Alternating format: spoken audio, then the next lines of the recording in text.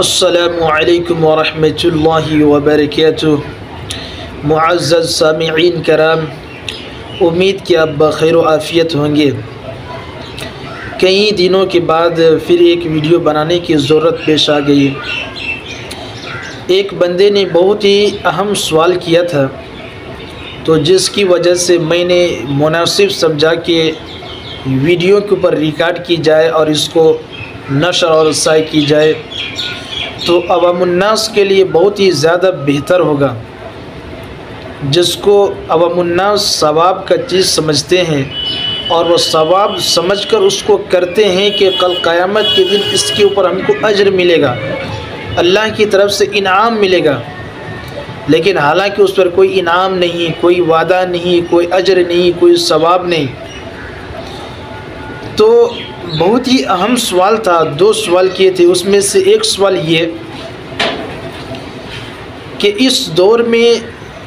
جو مسجد کے جو ائمہ حضرات ہیں وہ اپنے محلے میں جو بھی نکاح ہوتی ہے وہ جو نکاح پڑھاتے ہیں تو اس کا جو قاضیانہ کا جو پیسے ہوتے ہیں اس پیسے کے اصل حقدار کون ہیں، کس کو دیا جانا چاہیے؟ دیکھیے، ابھی تو بہت سارے ایسے ممالک ہیں جہاں اسلامی قانون نافذ نہیں ہے،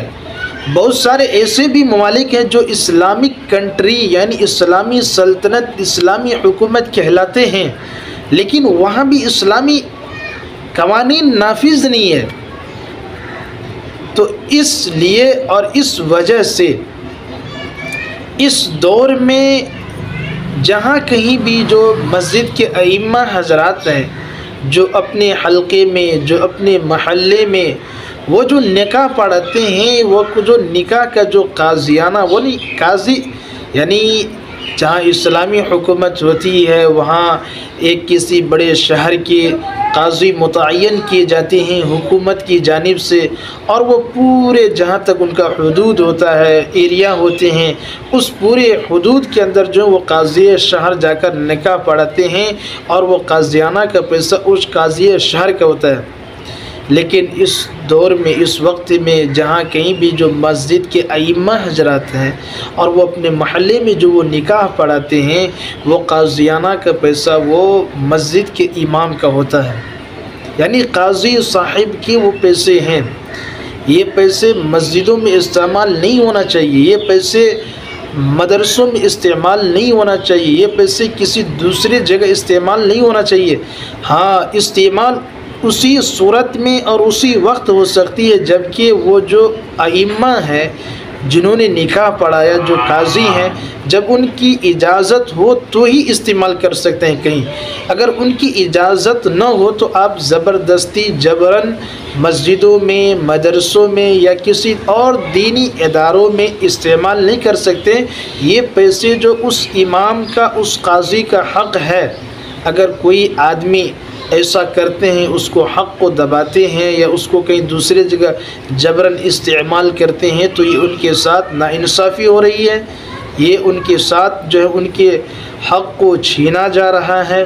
اگر اس پیسے کو کوئی بستی والے یا محلے والے استعمال کر لیتے، وہ کھا لیتے ہیں، یہ تو پھر سود ہو گیا، یہ تو پھر جیسے کیا کہتے ہیں شراب پینا، جوا کھیلنا، زنا کرنا، یہ جیسے حرام کا کام ہے، ایسے ہی قاضی کے پیسے کو کوئی بندہ بستی کے جو متولی ہیں وہ اپنے استعمال میں لے آئے، ایسا ہی حرام ہے۔ اور دوسرا سوال انہوں نے ایک کیا وہ یہ کہ اس دور میں جہاں کہیں بھی جو بھی مسجد کے امام یا مؤذن متعین کیے جاتے ہیں تو وقت اوقات کا بدلنا، یعنی کب اذان ہوگی، کب نماز ہوگی، اس کے لیے مشورہ کی جائے، یا جو مسجد کے امام ہیں وہی صرف اعلان کر دیے تو کافی ہے؟ تو اس میں کوئی مشورے نہیں، یعنی اذان کے وقت کو تبدیل کرنے میں، نماز کے وقت کو تبدیل کرنے میں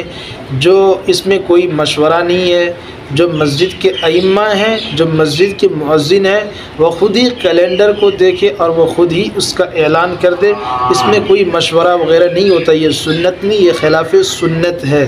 ہاں، اگر مسجد کے امام وقت شروع ہونے سے پہلے ہی وقت اذان دے رہے ہیں تو آپ وہاں پر جو ہے اس کو تنبیہ کر سکتے ہیں کہ وقت ابھی شروع نہیں ہو رہا ہے، آپ وقت سے پہلے اذان دے رہے ہیں، وقت سے پہلے آپ نماز پڑھ رہے ہیں، کیلنڈر میں وقت اس وقت شروع ہو رہا ہے، تو یہ باتیں آپ کہہ سکتے ہیں۔ لیکن اگر ایسا نہیں ہے، وہ کیلنڈر کے اعتبار سے وہ چلتے ہیں، تو پھر جو مقتدی حضرات ہیں وہ ان کا کوئی حق نہیں بنتا ہے مشورہ دینے کا، وقت کو تبدیل کرنے کا۔ یہ دو سوال تھا جس کے اندر جو ہے عوام الناس پھنسے ہوئے تھے، کسی ایک پہلے والے سوال میں گناہوں کے اندر بھی مبتلا تھے، اس لیے میں نے یہ مناسب سمجھا کہ ان دونوں سوالات کے جواب کو ویڈیو ریکارڈ کی جائے اور اس کو نشر اور شائع کی جائے تاکہ عوام الناس اس گناہ سے بچے۔